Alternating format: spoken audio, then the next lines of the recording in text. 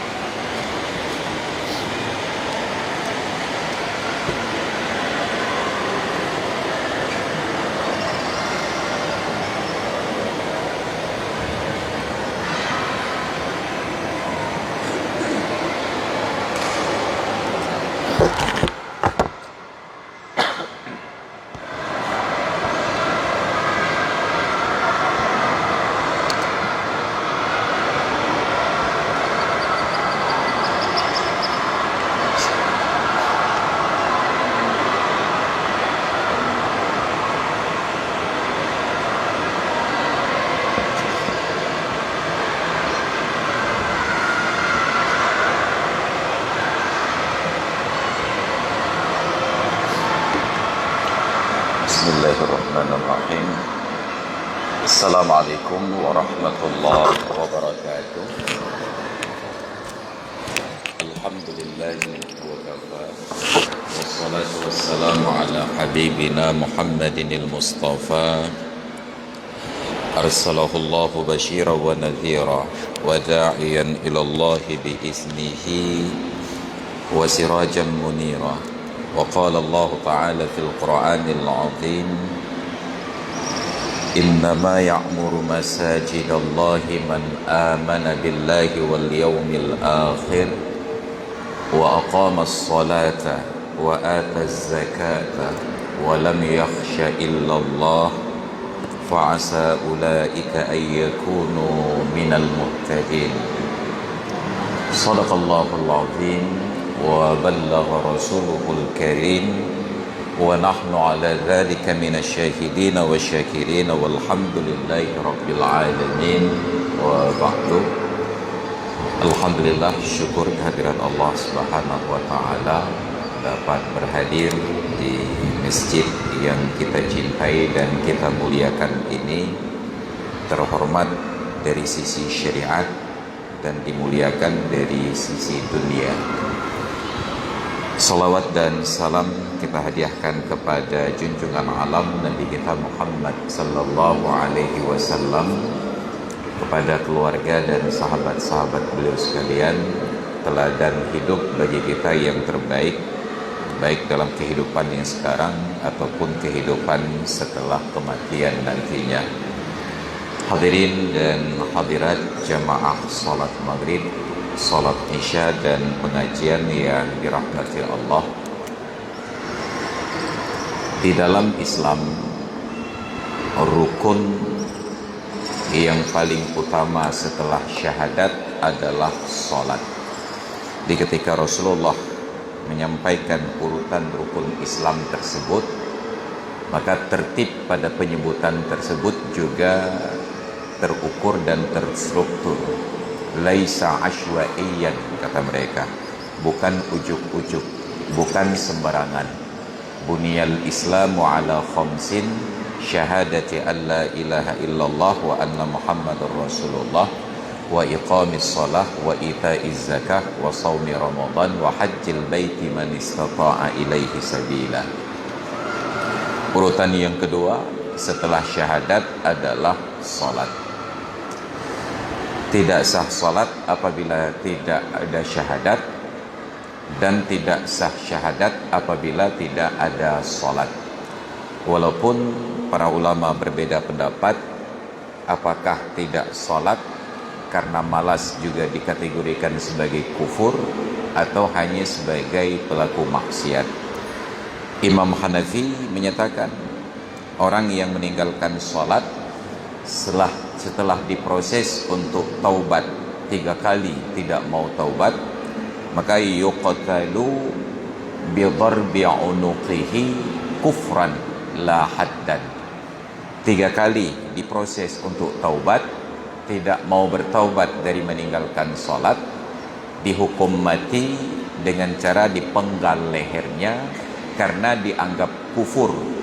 Beda dengan dalam mazhab jumhur, hukumannya sama tetapi statusnya haddan, sebagai hudud, pidana meninggalkan sholat.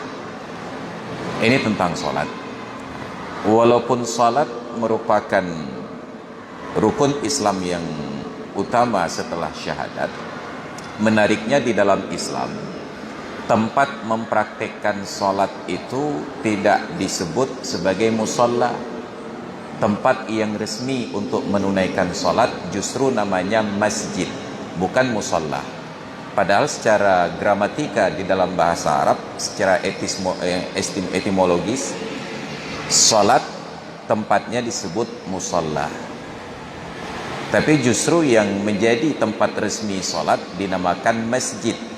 Padahal masjid merupakan nama untuk tempat salah satu rukun sholat, yaitu sujud.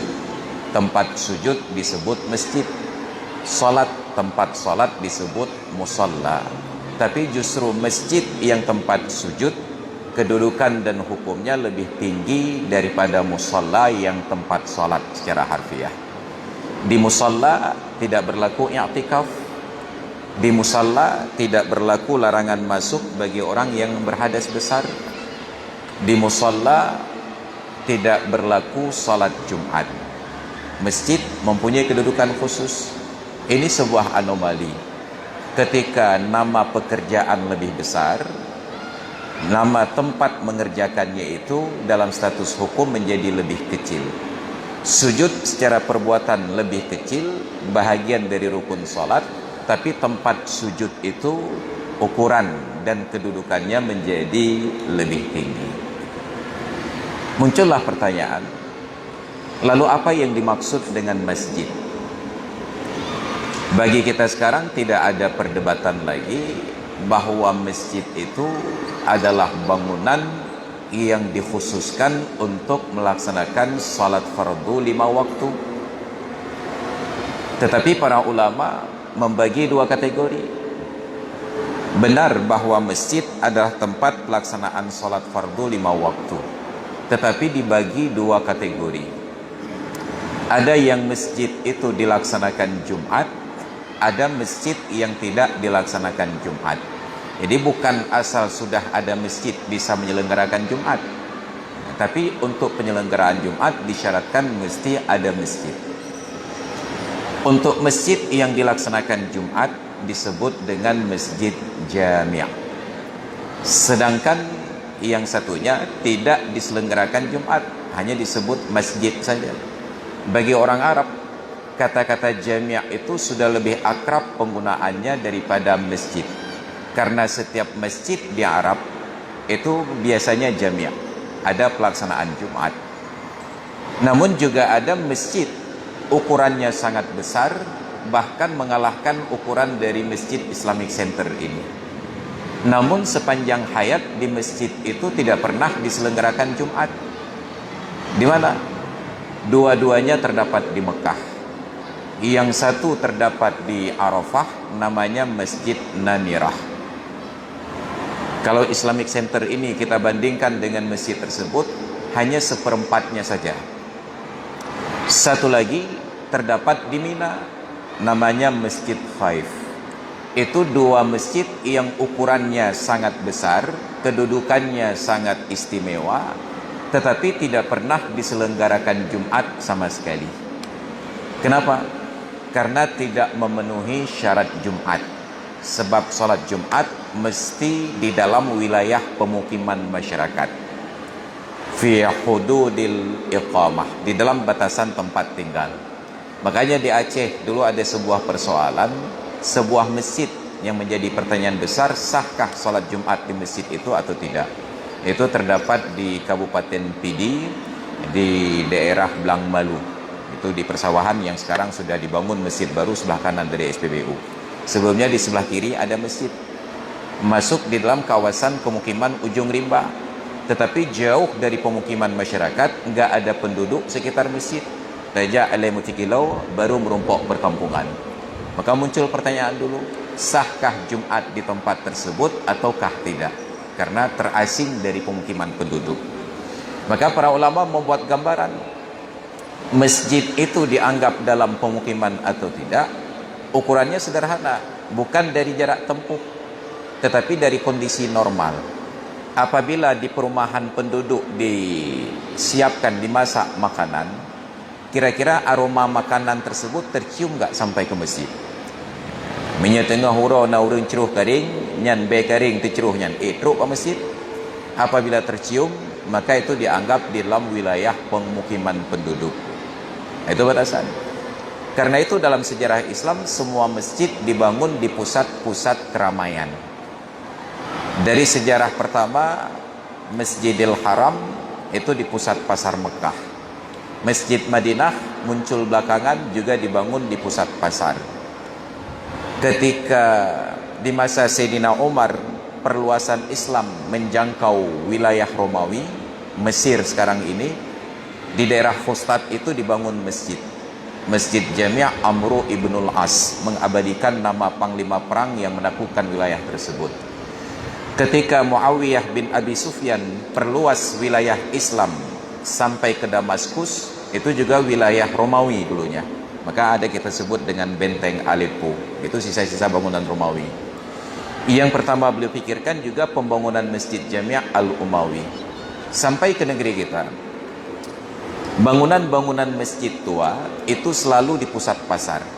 Masjid Raya Baitur Rahman di pusat pasar Aceh, Masjid Abu Ci Indrapuri di pusat pasar Indrapuri, Masjid Baitur Rahim Ulele di pusat pasar Ulele. Maka termasuklah kita di Lok Semawe, Masjid Baitur Rahman berada di pusat pasar Lok Semawe, di dekat pajak. Kenapa? Untuk mendekatkan aktivitas masyarakat dengan masjid.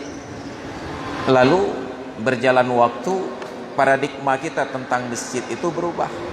Kita ingin masjid itu tenang, tidak terganggu dengan hiruk pikuk kegiatan masyarakat. Mulailah panitia masjid berfikir membangun masjid jauh dari pasar. Maka tenanglah masjid, tidak ada keramaian. Saking tenangnya sampai nggak ada yang sholat. Kaji urata anak saja alih. Maka masjid harusnya sederhana, mudah dijangkau. Jadi membuka semua akses. Maka dibagilah, ada masjid jami', ada masjid yang ghairu jami'. Maka masjid yang jami' itu sebenarnya diatur oleh pemerintah untuk di mana boleh dilaksanakan Jumat dan di mana yang tidak boleh dilaksanakan Jumat.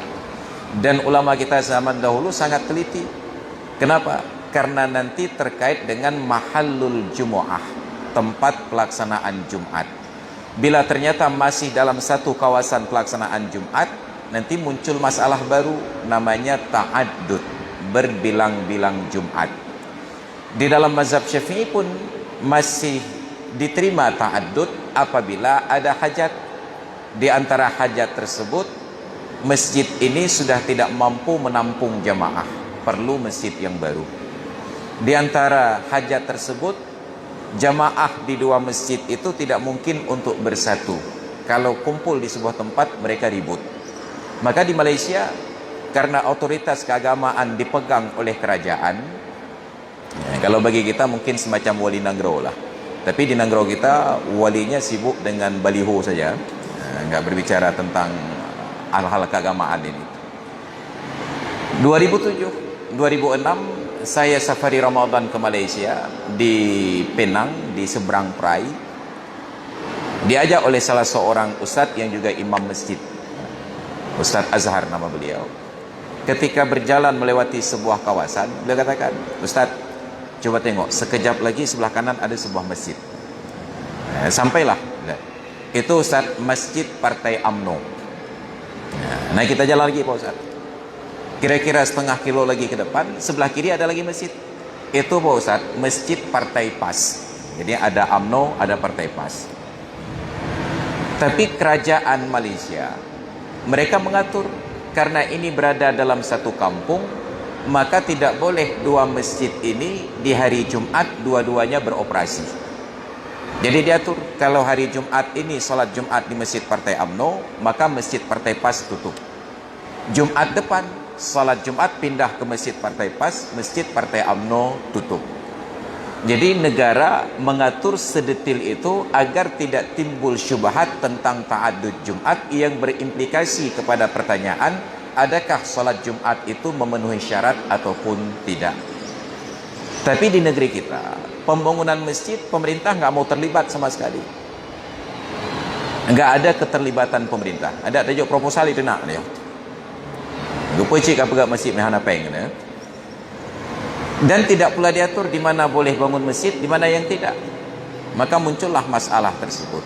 Dulu standar kita di Aceh, masjid itu satu pemukiman, satu masjid. Maka tidak ada pertanyaan tentang ada salat zuhur setelah Jumat atau tidak, karena semuanya memenuhi syarat.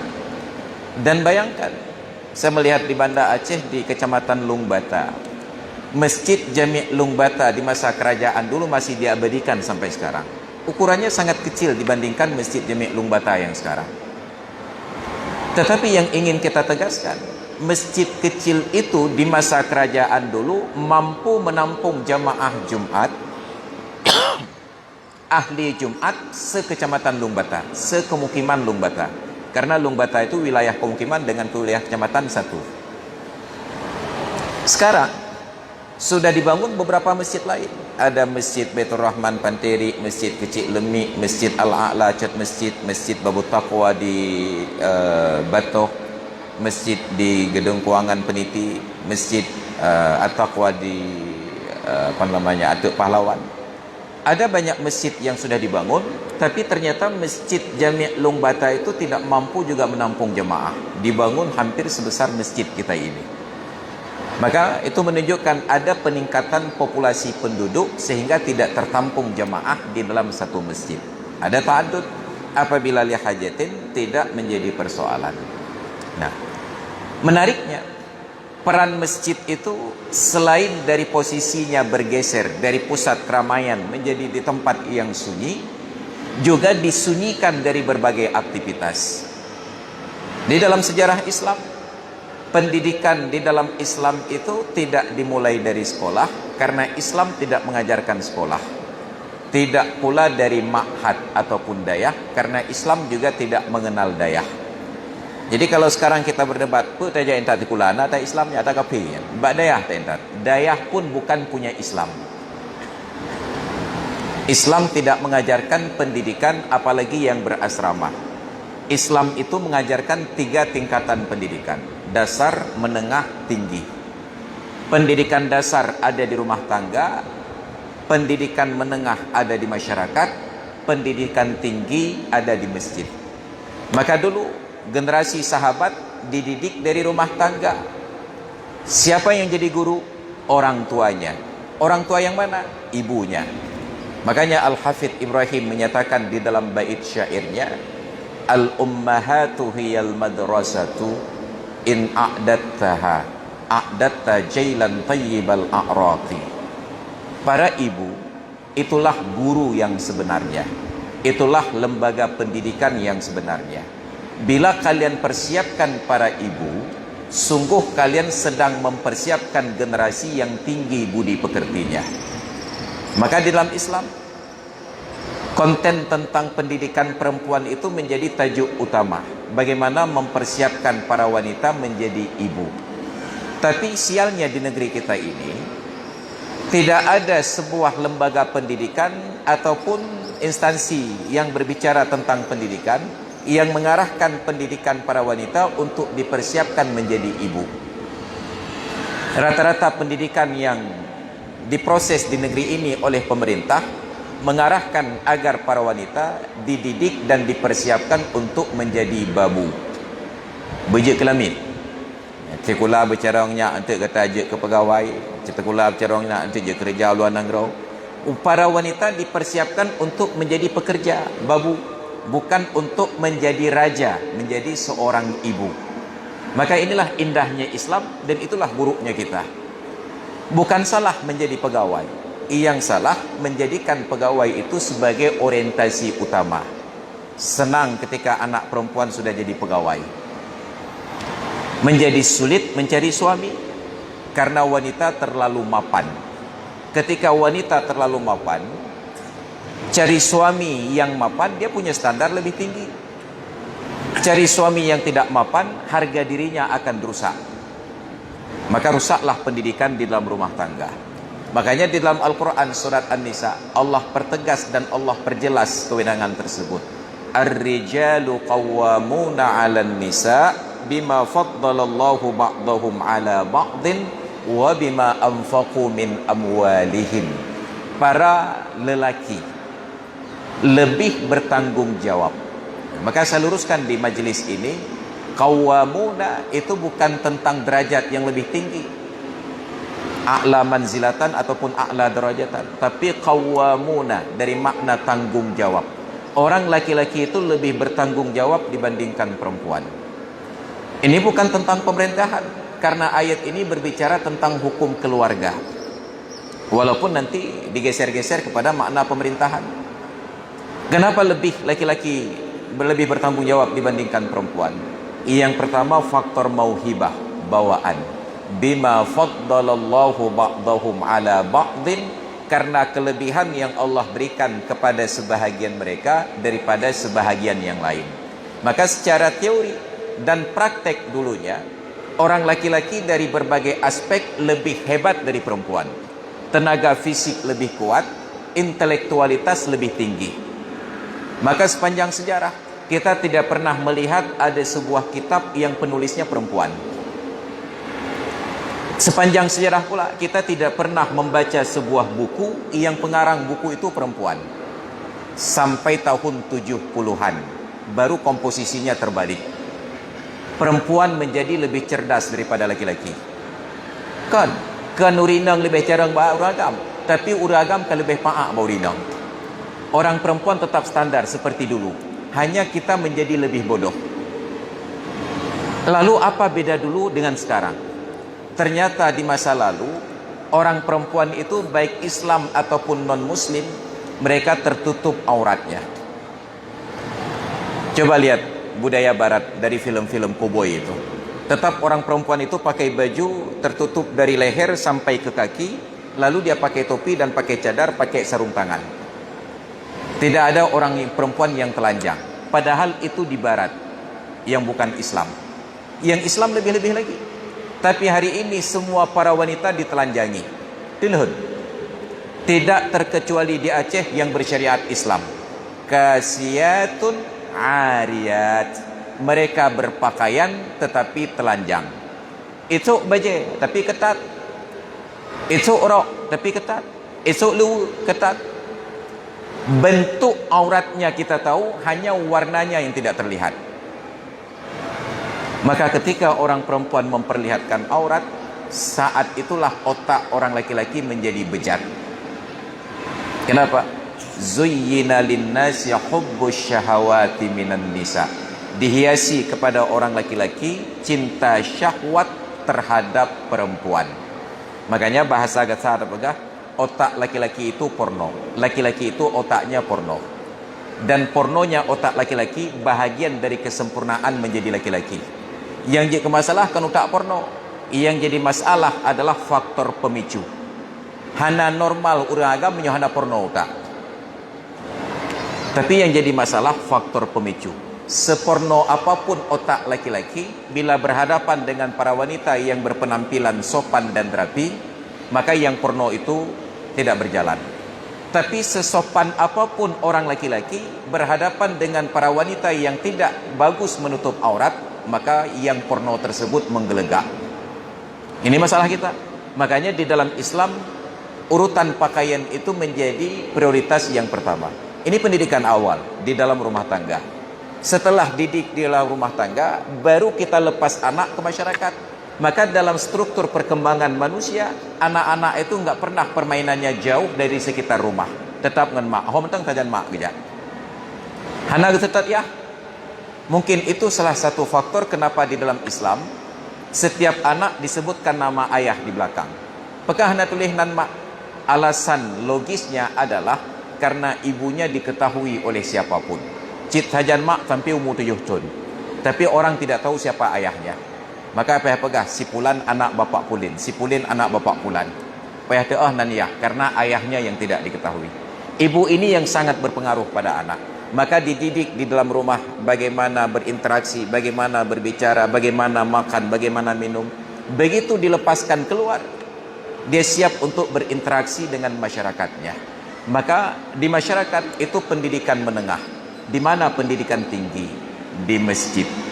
Maka di dalam bahasa Arab, perguruan tinggi itu tidak jauh-jauh dari masjid. Kalau masjid tadi kita sebut jamiah, maka perguruan tinggi di dalam bahasa Arab disebut jamiah. Universitas Al-Azhar di Mesir itu dimulai dari sebuah masjid. Ketika ruang-ruang belajar sudah tidak memadai, dibangunlah universitas. Maka rektor Al-Azhar, Syekhul Azhar, setiap kali berbicara selalu mempertegas identitas beliau, al-mutakallim bismil azhari jami'an wa jami'atan. Saya berbicara atas nama institusi Al-Azhar, baik Al-Azhar sebagai masjid ataupun Al-Azhar sebagai sebuah universitas. Maka seharusnya kampus-kampus Islam itu tidak boleh terlepas dari masjid. Masjid menjadi pusat orientasi kegiatan mahasiswanya. Sedangkan ruang-ruang belajar itu ketika sudah tidak tertampung di dalam kampus. Jadi hari ini terjadi degradasi peran masjid tersebut. Masjid tidak lagi menjadi tempat pendidikan tertinggi, tetapi menjadi tempat pendidikan terendah. Maka kita perhatikan malam ini, di masjid ini bukan tempat mahasiswa mengikuti kuliah, tetapi tempat anak-anak mengikuti metode Iqra. Terjadi pergeseran nilai.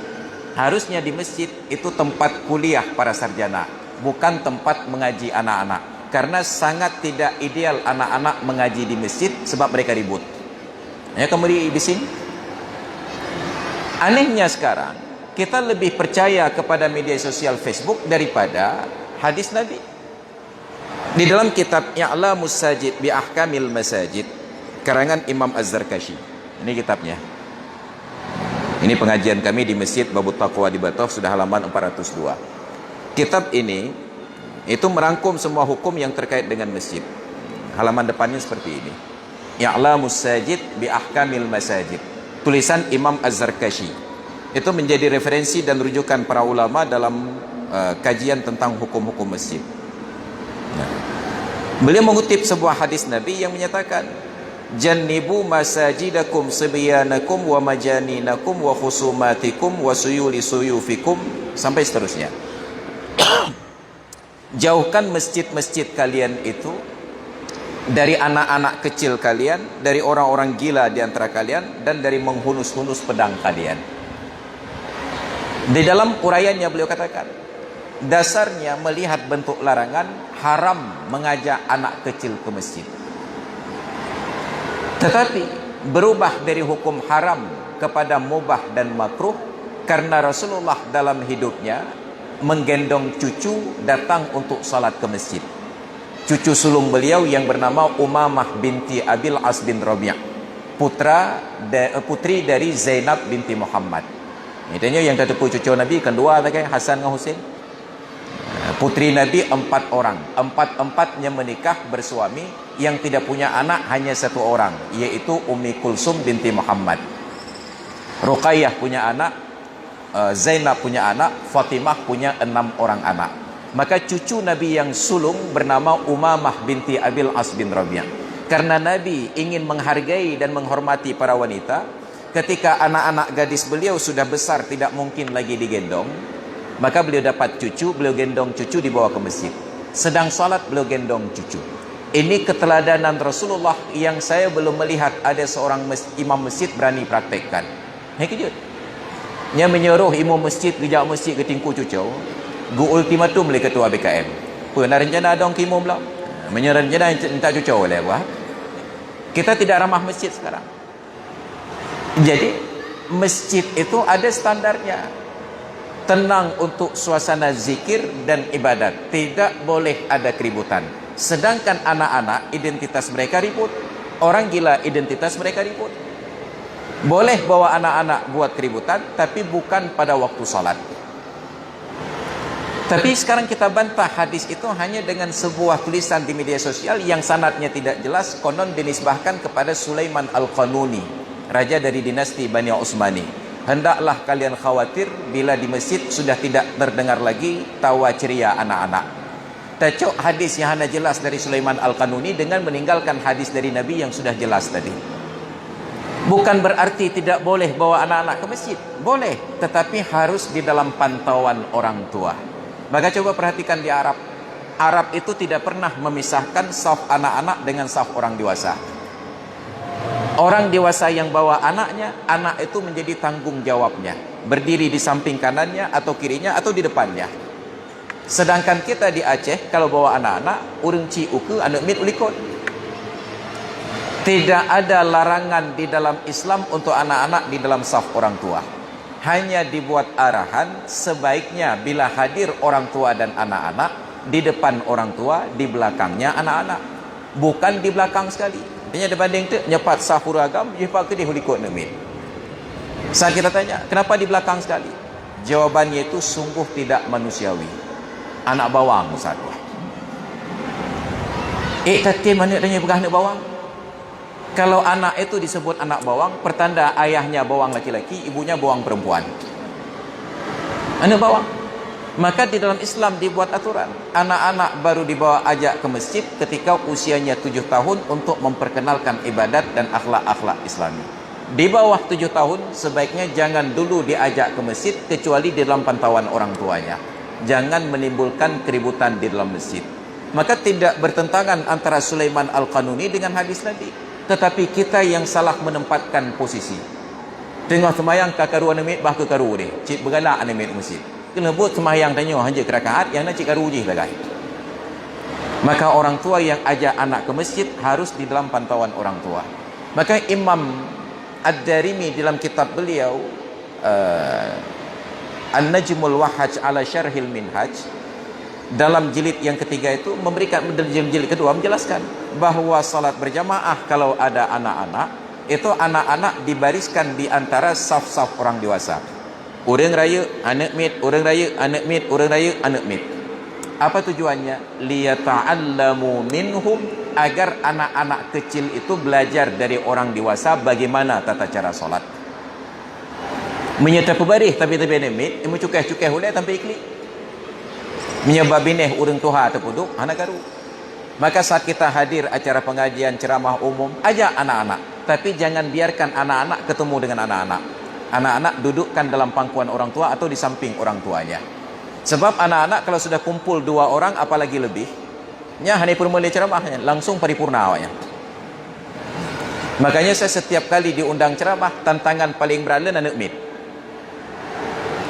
Kita tidak mau ceramah itu berlagai badut dan grup-grup tajuk atau mimbar untuk menarik perhatian. Baik terpegat lagi Kapten Vijay dalam filem India, terpegat lucu-lucu nan. Hilang kewibawaan dakwah. Kita harus mampu menarik perhatian itu dengan logika yang benar. Maka jemaah baru tertarik logikanya apabila tidak ada intervensi dari lompat-lompat anak-anak dan ribut anak-anak. Nyata grup-grup tajuk. Dituntut materi dakwah harus baik sambil mendiamkan anak-anak. Bahasa orang tua dan bahasa anak-anak tidak pernah nyambung. Makanya saya sudah mencoba untuk anak-anak, saya gagal. Maka selalu saya tolak undangan ceramah SD, SMP. SMA pun sekarang harus saya pilih-pilih tempat. Karena yang SMA ke mana mecil tidak lagi berjalan pemikirannya. Maka ajak anak-anak ke masjid tetapi di dalam pantauan orang tua. Maka Rasulullah menjadikan masjid sebagai tempat pendidikan tinggi. Disitulah dididik generasi para sahabat Abu Bakar, Umar, Utsman, Ali, Talhah bin Ubaidillah, Zubair bin Awam dan lain sebagainya. Apa materi pelajarannya? Hanya 2. Yang pertama Al-Quran dan yang kedua hadis. Dan luar biasanya, alumni yang keluar dari lembaga pendidikan tersebut punya keterampilan paling tinggi di bidangnya masing-masing. Abu Bakar di bidang pemerintahan, Sayyidina Umar di bidang hukum, Sayyidina Utsman di bidang bisnis, Sayyidina Ali di bidang ilmu pengetahuan, Amru ibn al-As di bidang diplomasi, Muawiyah bin Abu Sufyan di bidang politik. Itu dari dua pelajaran, Al-Quran dan hadis. Hana pelajaran matematika, tetapi mereka ahli matematik. Tidak ada pelajaran ilmu kedokteran, tapi mereka ahli di bidang kedokteran. Itu luar biasanya.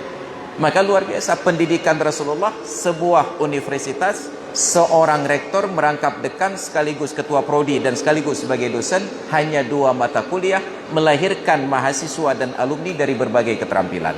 Sedangkan kita sekarang ada banyak universitas, banyak rektor, banyak dekan, banyak jurusan, banyak dosen, nauzubillah, alumni yang lahir seragam, koruptor. Apa yang salah?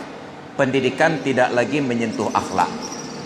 Orientasinya selalu tentang dunia. Maka kalaulah pendidikan itu dikembalikan ke masjid, nilai-nilai akhlak itu akan bangkit kembali. Maka sekarang ada tantangan bagi kita bagaimana merevitalisasi fungsi masjid di dalam masyarakat, bukan hanya sebagai tempat sholat. Jadi kalau masjid Islamic Center dibangun sebesar ini dengan anggaran yang puluhan miliar rupiah dalam durasi waktu yang bertahun-tahun, multi years, apa yang terjadi? Kalau fungsinya hanya untuk sholat, rugi. Maka harus ada pendidikan tinggi di masjid. Harusnya Masjid Raya Baitur Rahman Banda Aceh itu menjadi contoh. Ada pendidikan tinggi. Harusnya di Masjid Raya Baitur Rahman itu difasilitasi abu-abu kita yang senior tersebut. Ada waktu yang Abu Tumin gejak kedih temubut kumpul ulama-ulama junior-junior untuk ikut kajian pada beliau. Gejak Abu Kuta, gejak Abu Mudi, dia semua buat deh, datang junior-junior. Tapi ternyata setiap malam dan setiap subuh ada pengajian di Masjid Raya Baitur Rahman. Jumlah jemaah kita ini jauh lebih ramai daripada yang hadir di sana. Bahkan hadir, kamu mendengar rumah niku. Itu menunjukkan bahwa pengajian itu tidak ada kewibawaan. Kalau pengajian bisa dengar dari rumah, kenapa konser tidak dengar dari rumah saja? Kenapa ketika konser diadakan kita ingin live, hadir di ruangan? Kenapa ketika pengajian kita ingin tayangannya itu lewat media mentang, tidak ingin live? Itu menunjukkan kecintaan kita, keterlibatan kita dalam ilmu, dan fanatisme kita kepada orang alim sudah tidak ada. Saya belum pernah melihat ada jemaah pengajian menangis histeris melihat guru pengajiannya. Tapi kemarin acara konser jepat di lapangan Penanji Long Raya, nyan anak-anak darahnya imo histeris tang-tang cik lagi ya hangan ma aja kabeh humu. Bayangkan itu kegagalan sistem pendidikan kita. Tidak lagi menjadikan orang-orang alim dan orang-orang soleh itu sebagai panutan yang kita terharu ketika bisa bertemu dengan mereka. Saya perhatikan anak-anak muda kita kalau bertemu dengan artis lokal mentang, yang luar biasa, bahagia ge upload status media sosial. Tapi ketika bertemu, saya teringat dulu pertama kali ketemu dengan Ustadz Hamdi Yunus, qari internasional dari Aceh. Urang laga mameh rupa, sopan. Tapi ketika saya hadir dalam majelis beliau, tidak ada seorang pun yang tergerak ingin mengabadikan foto dengan beliau. Tapi menanteka berge abih urang. Bayangkan, ini rusaknya pola pendidikan kita. Maka kita berharap seharusnya Masjid Raya Baitur Rahman itu menjadi pionir untuk ikutan dalam hal-hal yang positif. Tapi justru mereka mencontohkan yang negatif. Apa negatifnya? Mimbar masjid yang seharusnya tempat zikir, tempat ibadat, tempat ilmu dan kajian, justru dijadikan mimbar untuk perkawinan. Maka ketika dulu ada guru-guru kita buat pengajian hari Jumat di Masjid Raya Baitur Rahman, terjadi keributan dengan panitia masjid karena guru-guru kita ingin buat pengajian di mimbar utama, sedangkan panitia masjid sudah terima fee untuk pernikahan di mimbar utama. Payah tambong Satpol PP jak berdepan dataru. Lebih mementingkan nikah di masjid daripada pengajian di masjid. Yang sopo syariatnya. Maka ketika Masjid Raya Baitur Rahman mulai mempopulerkan nikah di masjid, mulailah masjid-masjid yang lain ikut latah menjadikan masjid tempat pernikahan, bukan tempat berzikir dan pendidikan.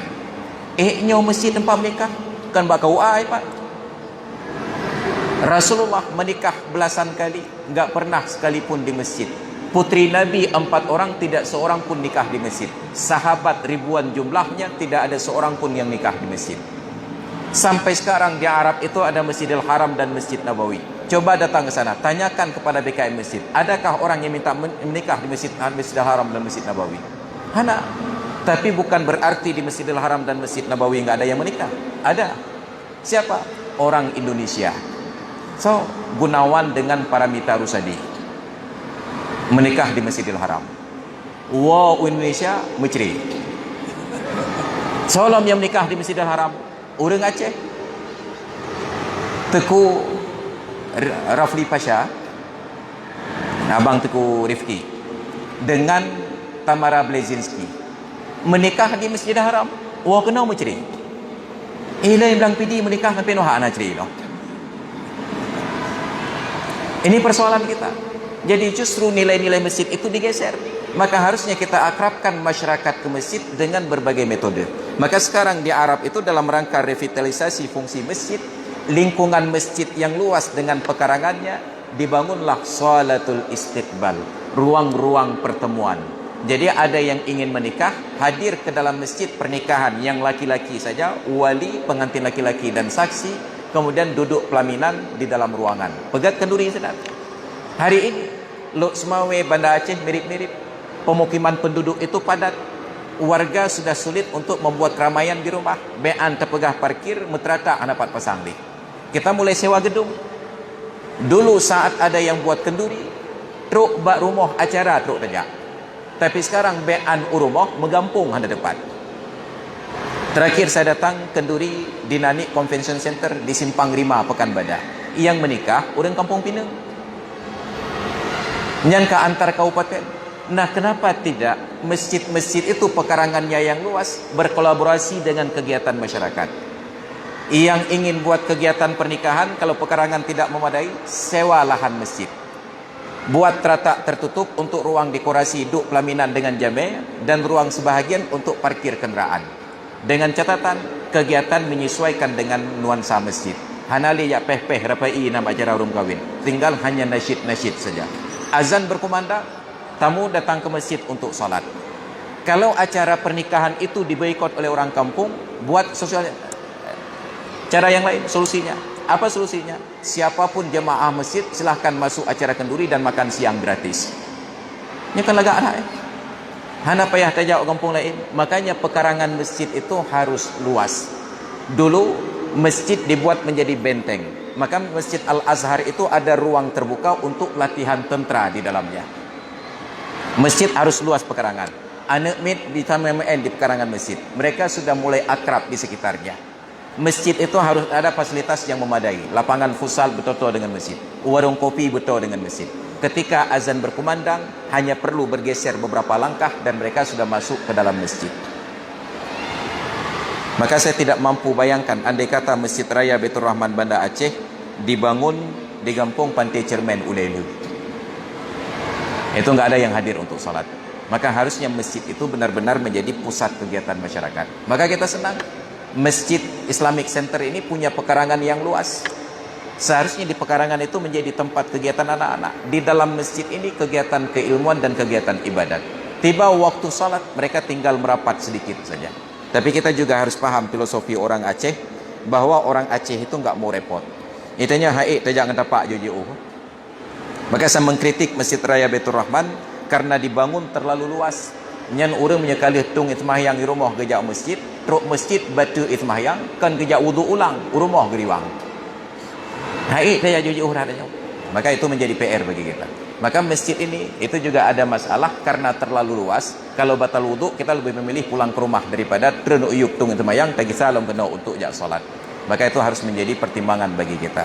Kecil yang bermanfaat lebih baik daripada yang besar tetapi kurang manfaat. Maka hadirin dan hadirat sekalian yang dirahmati Allah, ini kajian kita pada pertemuan di malam ini. Sudah tiba saatnya kumandang azan Isya. InsyaAllah kita akan bertemu sekali lagi besok subuh pada acara GPS di masjid di Hagu Selatan, Darussalam di Hagu Selatan. Mudah-mudahan Allah mudahkan langkah kita untuk menuju ke rumah-rumahnya dalam rangka menunaikan ibadah dan memenuhi panggilannya. Agar kita menjadi generasi yang cinta masjid dan kita ajak anak-anak tetap dalam pengawasan kita untuk mengikuti kegiatan-kegiatan tersebut.